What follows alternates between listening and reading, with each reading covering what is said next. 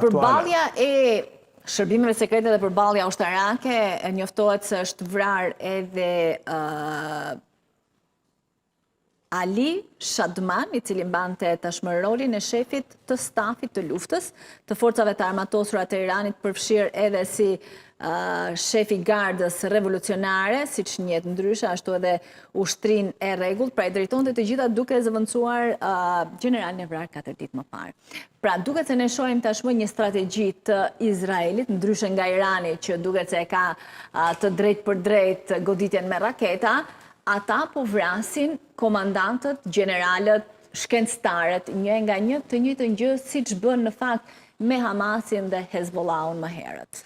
Kaq e hapur, kaq e paaftë edhe inteligjenca iraniane.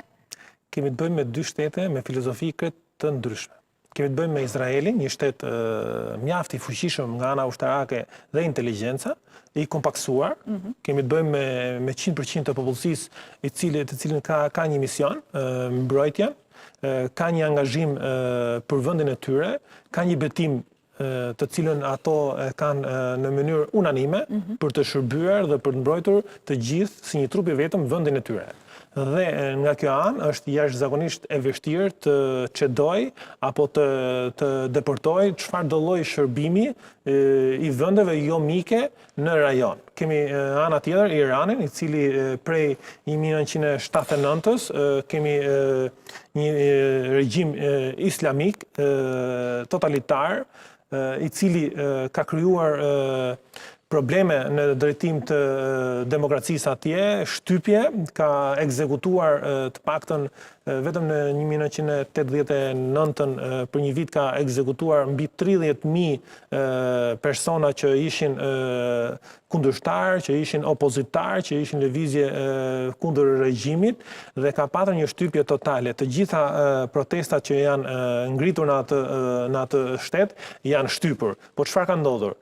Kjo nuk ka arritur ta shuaj totalisht zërin kundër dhe nuk ka arritur të kompaksoj të gjithë popullin e Iranit në një qëndrim të vetëm. Dhe shërbimet sekrete izraelite kanë deportuar nëpërmjet këtyre çarjeve. Ne dimë që opozita iraniane pjesërisht ndodhet në vend, por liderët e tyre janë transferuar, një pjesë janë në Francë dhe një pjesë janë në Shqipëri.